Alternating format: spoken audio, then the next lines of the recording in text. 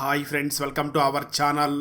ఈరోజు నేను 2025లో హిందీ లాంగ్వేజ్లో రిలీజ్ అయినటువంటి ఒక మంచి action epic gangster political drama spy thriller movie స్టోరీని ఎక్స్ప్లెయిన్ చేయబోతున్నాను. అదే రణ్వీర్ సింగ్ మరియు సంజయ్ దత్ నటించినటువంటి దురంధర్. ఇక టైం వేస్ట్ చేయకుండా స్టోరీలోకి వెళ్ళిపోదాం. Now let's start our video.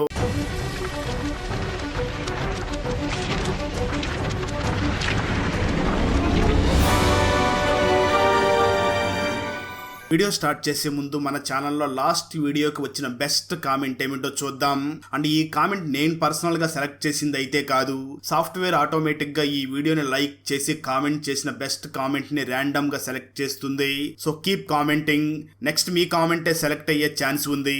And thanks for commenting. Now let's start our video. Open చేస్తే మూవీ స్టార్టింగ్లో ఇండియన్ ఫ్లైట్ని కొంతమంది హైజాకర్స్ హైజాక్ చేయడంతో వాళ్ళతో మాట్లాడడానికి ఇండియన్ ఆఫీసర్ అయినటువంటి అజయ్ సాగల్ని అక్కడికి పంపిస్తారు. హైజాక్ చేసిన వాళ్ళు అజయ్ తో మాట్లాడుతూ, మా వాళ్ళు ఇండియాలో ఉన్న చాలా జైల్లో ఉన్నారు, వాళ్ళందరినీ కూడా విడిపించాలి, అలాగే మాకు కొంత డబ్బులు కావాలి అని డిమాండ్ చేస్తారు. దాంతో గవర్నమెంట్ ఆ డిమాండ్స్ అన్నింటినీ కూడా అంగీకరించాల్సిన పరిస్థితి ఏర్పడుతుంది.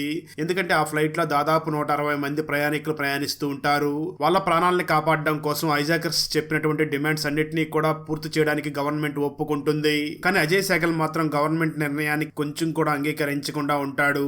ఎందుకంటే అజయ్ సాగల్ మాత్రం అక్కడ కమాండర్స్ ని పంపించి హైజాకర్స్ ని చంపేస్తే ఒక పని అయిపోతుంది కదా అని అంటూ ఉంటాడు. కానీ ఆ నిర్ణయానికి గవర్నమెంట్ మాత్రం ఒప్పుకోకుండా ఉంటుంది. ఆ సమయంలో ఇలాంటి సంఘటనలు ఎక్కువ జరుగుతూ ఉండడంతో అజయ్ సాగల్ వీటన్నిటికీ ఒక పరిష్కారాన్ని ఆలోచిస్తాడు. అదేమిటి అంటే ఆపరేషన్ దురంధర్.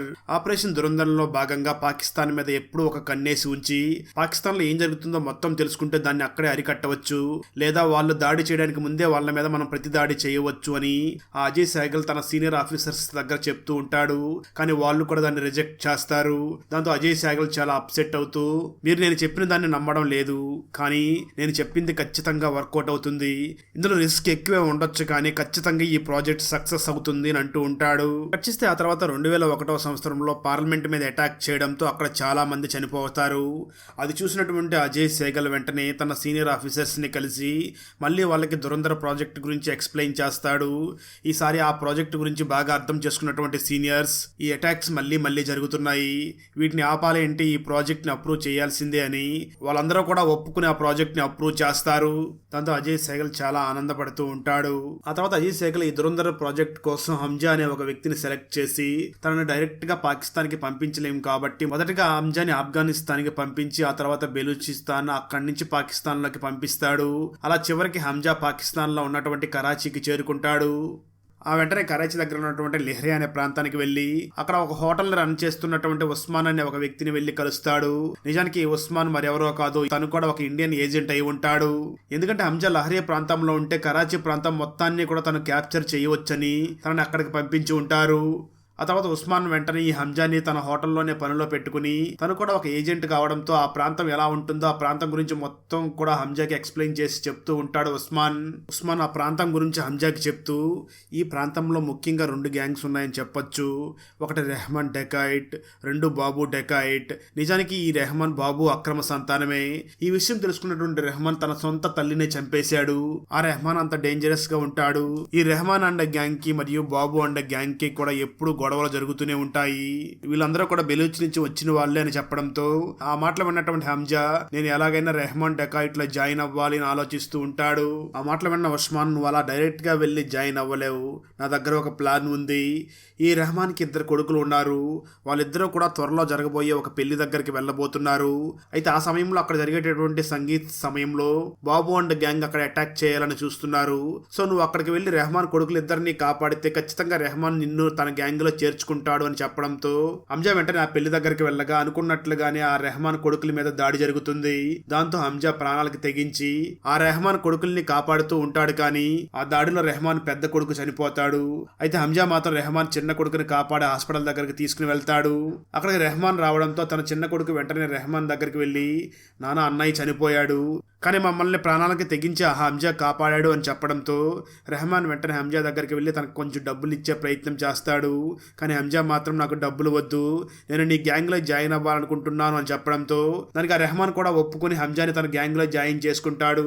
ఆ రెహమాన్ మాత్రం తన కొడుకు చనిపోయాడు అని చాలా బాధపడుతూ ఉండగా తన వైఫ్ అయితే చాలా బాధపడి ఏడుస్తూ ఉంటుంది. ఎలాగైనా నా కొడుకు చావుకి కారణమైన వాళ్ళందరినీ విడిచిపెట్టను, నేను వాళ్ళ మీద ప్రతీకారం తీర్చుకోవాలి అని ప్లాన్ చేస్తూ ఉంటాడు.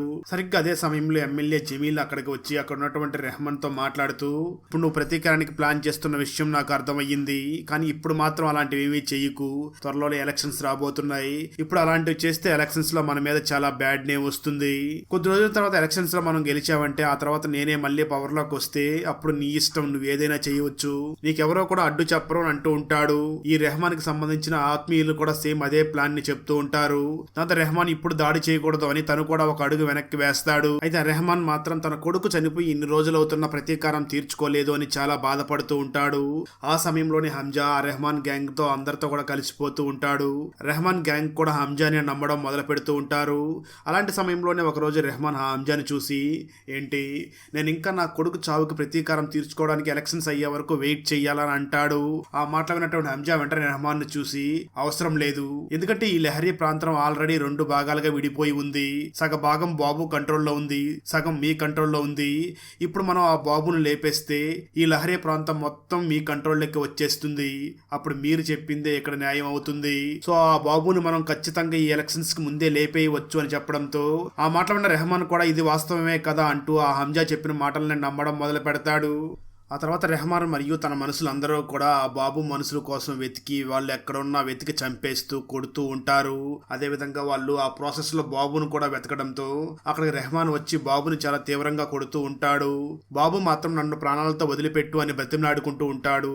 అయితే ఆ రెహమాన్ మాత్రం తన కొడుకుని చంపాడు అన్న కోపంతో ఆ బాబుని చాలా తీవ్రంగా కొట్టేస్తాడు. ఆ తర్వాత కొద్ది రోజులకి ఎలక్షన్స్ రావడంతో ఆ ఎలక్షన్స్ లో రెహమాన్ బలపరిచినటువంటి అభ్యర్థి అయినటువంటి జమీలే మళ్ళీ 3 లక్షల ఓట్ల మెజారిటీతో ఎమ్మెల్యేగా గెలుస్తాడు.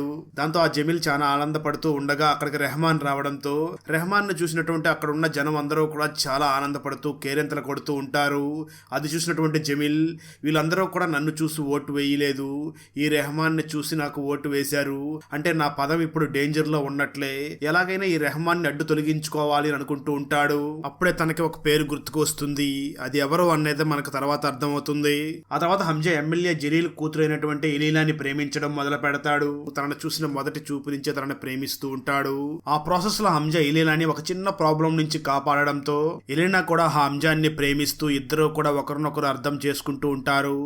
ఆ తర్వాత ఒకరోజు రెహమాన్ ఐఎస్ఐ చీఫ్ అయినటువంటి ఇక్బాల్ని మీట్ అవ్వడానికి వెళ్ళగా అప్పుడు ఇక్బాల్ ఆ రెహమాన్ని చూసి మాట్లాడుతూ, మేము వెపన్స్ కొనాలనుకుంటున్నాం కానీ నువ్వు ఫేక్ వెపన్స్ ని క్రియేట్ చేస్తున్నావు, సో నీ దగ్గర నుంచి అయితే మేము డైరెక్ట్ గా వెపన్స్ ని కొనలేం, మేము బెలూచ్ ప్రాంతం నుంచి వెపన్స్ కొనాలనుకుంటున్నాం కానీ బెలూచ్ ప్రజలు మా మాటలను నమ్మరు, మాతో ఫైట్ చేస్తారు, వాళ్ళతో ఎప్పుడు వెపన్స్ కొనడానికి వెళ్ళినా సరే ఏదో ఒక గొడవ జరుగుతూనే ఉంటుంది, సో నువ్వు కూడా ఒకప్పుడు బెలూచ్ ప్రాంతం నుంచి వచ్చిన వాడివే కాబట్టి నువ్వు బెలూచ్ వాళ్ళతో మాట్లాడి వాళ్ళ దగ్గర వెపన్స్ ని కొను, ఆ వెపన్స్ మీద కూడా అవి పాకిస్తాన్ లో రెడీ అయినట్లుగా కాకుండా వేరే దేశంలో తయారైనట్లుగా పేరు వేయాలి, ఎందుకంటే ఒకవేళ ఇవి ఇండియాలో దొరికిపోతే ఇవి ఇక్కడ రెడీ అయినట్లుగా ఇండియా వాళ్ళకి తెలియకూడదు, ఎంత కాస్ట్ అయినా పర్వాలేదు, ఈసారి మాత్రం ఇండియాకి కోలుకోలోని దెబ్బ తీయాలి అని అంటూ ఉంటాడు. ఆ మాటలు విన్న రెహమాన్ ఒక్కసారిగా ఆలోచిస్తూ, నేను బెలూచ్ వాళ్ళకి ఈ విషయం చెప్పలేను, బెలూచ్ వాళ్ళకి ఈ వెపన్స్ ని తీసుకుని వెళ్లి ఇండియా వాళ్ళ మీద దాడి చేస్తున్నామని చెప్తే వాళ్ళు దానికి ఒప్పుకోరు, ఈ విషయం వాళ్ళకి చెప్పకూడదు అనుకుంటూ ఉంటాడు. చివరికి ఆ రెహమాన్ కూడా ఇక్బాల్ చెప్పిన దానికి ఒప్పుకుంటాడు.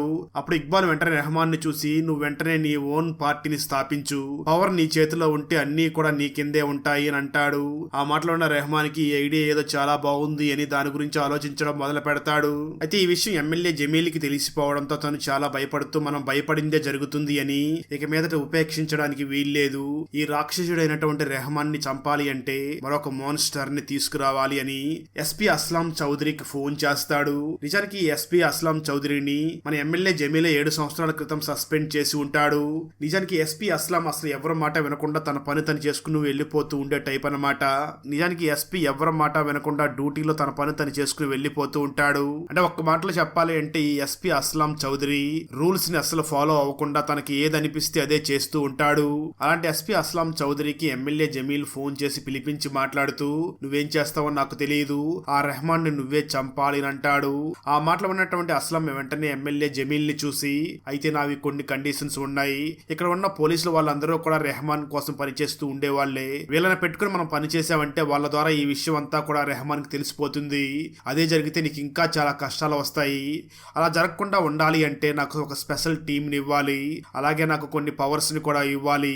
నేను ఎవరికి కూడా సమాధానం చెప్పను, ఆఖరికి నీకు కూడా నాకు ఇచ్చిన పని మాత్రమే నేను చేసుకుని వెళ్ళిపోతాను అని అంటాడు. ఆ మాటలు విన్న ఎమ్మెల్యే జమీల్, సరే నీ ఇష్టం వచ్చినట్లుగానే చెయ్యి, కానీ ఆ రెహమాన్ మాత్రం చంపేసి అని ఆ ఎస్పీ అస్లాం చౌదరి అడిగినట్లుగానే తనకి ఒక కొత్త టీం ని మరియు కొన్ని పవర్స్ ని కూడా ఇస్తాడు. వచ్చేస్తే మరోపక్క రెహమాన్ వెపన్స్ ని తీసుకురావడానికి బెలూచ్ కి వెళ్ళగా అక్కడ ఉన్న వాళ్ళందరూ కూడా చాలా ఆనందంగా తనకి చాలా సాదరంగా ఆహ్వానించి అతిథి మర్యాదలన్నీ చేసి తను అడిగినటువంటి వెపన్స్ అన్నిటిని కూడా అతనికి ఇస్తారు. ఇది మొత్తం చూస్తున్నటువంటి రెహమాన్ విలన్ నేను మోసం చేస్తున్నాను అని మనసులో చాలా బాధపడుతూ ఉంటాడు. కానీ తను మాత్రం కరాచీని ఏలాలి అని ఆ వెపన్స్ అన్నిటిని తీసుకుని బయలుదేరి వస్తాడు. ఆ తర్వాత ఆ వెపన్స్ అన్నిటిని కూడా ఇక్బాల్కి ఇవ్వడానికి బయలుదేరుతూ ఉన్న సమయంలో రెహమాన్ కొడుక్కి కడుపులో బాగోలేకుండా వస్తుంది. దాంతో రెహమాన్ వెంటనే తన కొడుకుని హాస్పిటల్ కి తీసుకుని వెళుతూ హంజా మరియు మరొక మనిషిని పంపించి ఈ వెపన్స్ అన్నిటిని కూడా ఇక్బాల్కి ఇవ్వండి అని చెప్పి అక్కడికి పంపిస్తాడు. ఆ తర్వాత హంజా వెపన్స్ అన్నిటిని కూడా ఆ ఇక్బాల్ దగ్గరికి తీసుకుని వెళ్ళగా ఇక్బాల్ ఒక వ్యక్తిని చాలా తీవ్రంగా కొడుతూ ఉంటాడు. అది చూసినటువంటి హంజా వెంటనే ఇక్బాల్ని చూసి అసలు ఏమైంది అని అడుగుతాడు. అప్పుడు ఇక్బాల్ సమాధానం చెప్తూ, మేము అక్టోబర్ 3వ తారీఖుని ఇండియా మీద దాడి చేయాలనుకుంటున్నాం, కానీ ఆ విషయం ఇండియా వాళ్ళకి తెలిసిపోయింది. తర్వాత ఎంక్వైరీ చేస్తే ఈ విషయం ఇతని ద్వారానే ఇండియాకి తెలిసిందని తెలిసి ఇతన్ని కొడుతున్నాము అని చెప్తూ ఉంటాడు. ఆ మాటలు విన్నటువంటి హంజా కొంచెం మనసులో బాధపడుతూ ఉంటాడు. కానీ ఆ పరిస్థితుల్లో తను ఏమీ చేయలేక సైలెంట్ గా ఉంటాడు. నిజానికి ఆ న్యూస్ అంతా కూడా హంజా ద్వారానే అజయ్ కి తెలిసి ఉంటుంది. దాని ద్వారా అజయ్ ఆ అటాక్ జరగకుండా ఆపేసి ఉంటాడు. మరోపక్క రెహమాన్ తన బాబుని హాస్పిటల్కి తీసుకుని వెళ్తూ ఉన్న సమయంలో సరిగ్గా అదే సమయంలో ఎస్పీ అస్లాం తన టీంతో అక్కడికి వచ్చి ఆ రెహమాన్ టీం అందరి మీద అటాక్ చేసి వాళ్ళందరినీ కూడా చంపేస్తాడు. దాంతో ఆ రెహమాన్ అస్లాంకి సరెండర్ అయిపోతాడు. ఎందుకంటే అలా సరెండర్ అవ్వకపోతే తన భార్యని మరియు తన కొడుకుని కూడా చంపేస్తామని అస్లాం బెదిరిస్తూ ఉండడంతో తప్పనిసరి పరిస్థితుల్లో రెహమాన్ అతనికి వచ్చి సరెండర్ అయిపోతాడు. దాంతో ఆ ఎస్పీ అస్లాం వెంటనే రెహమాన్ ని తన దగ్గరికి తీసుకుని వెళ్లిపోయి చాలా తీవ్రంగా టార్చర్ చేస్తూ తనని చంపబోతూ ఉంటాడు. సరిగ్గా అదే సమయంలో హంజా ఆ ఎస్పీ అస్లాంకి ఒక వీడియోని పంపిస్తాడు.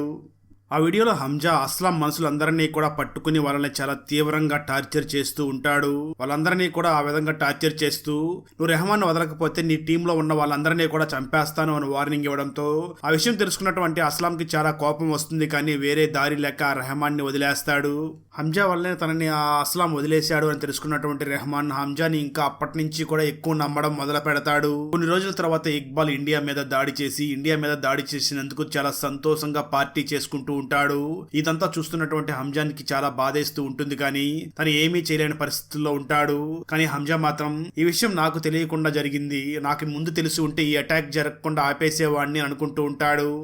సరిగ్గా అదే సమయంలో రెహమాన్ తన సొంత పార్టీని అనౌన్స్ చేయడంతో తన పవర్ ఎక్కడ చేజారిపోతుందో అని ఎమ్మెల్యే జమీల్ చాలా బాధపడుతూ ఉంటాడు. అయితే ఆ ఎమ్మెల్యే జమీల్ ని ఎలా వాడుకోవాలో బాగా అర్థం చేసుకున్నటువంటి హంజా వెంటనే ఎమ్మెల్యే జమీల్ దగ్గరికి వెళ్లి, నువ్వు రెహమాన్ ని చంపడానికి ఎంతమంది పంపించావో వాళ్ళందరూ కూడా నాకు తెలుసు, నువ్వు ఏ విధంగా ఆ రెహమాన్ ని చంపాలనుకుంటున్నావో ఆ ప్లాన్ కూడా నాకు తెలుసు, నువ్వు ఆ రెహమాన్ ని చంపిన ఆ పవర్ నీకు రాదు, వాళ్ళలోని ఎవరికో ఒకరికి వెళ్తుంది. ఇప్పుడు ఆ రెహమాన్ నన్ను ఎంత నమ్ముతున్నాడో నీకు తెలిసే ఉంటుంది.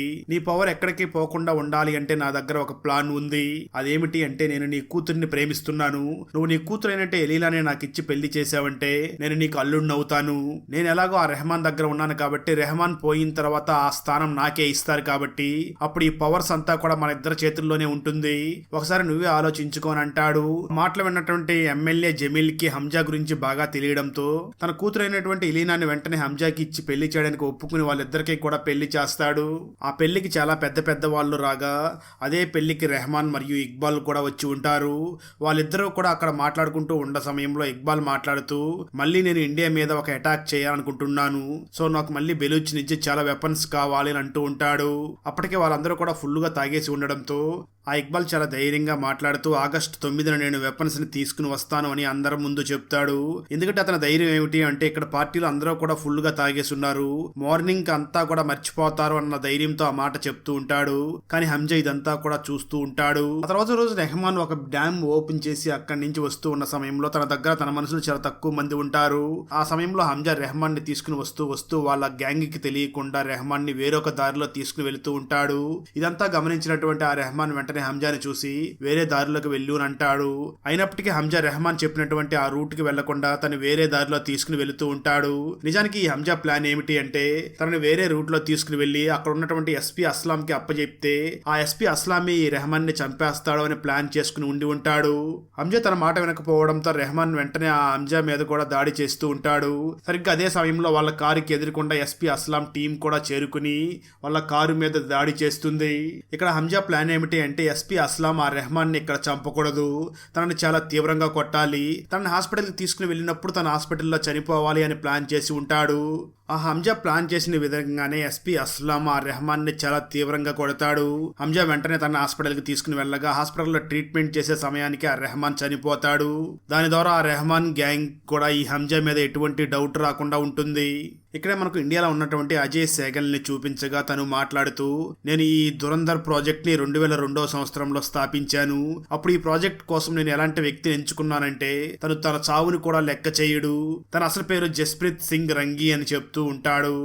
అంటే మనకు దురంధర్ పార్ట్ 2లోనే ఈ జస్ప్రీత్ సింగ్ రంగి ఎవరు, అతను ఎలా ఈ దురంధర్ ఆపరేషన్లోకి ఎంటర్ అయ్యాడు, ఈ జస్ప్రీత్ సింగ్ రంగి తిరిగి ఇండియాకి వచ్చాడా లేదా, ఇవన్నీ కూడా మనకు పార్ట్ 2 చూస్తేనే అర్థమవుతాయి.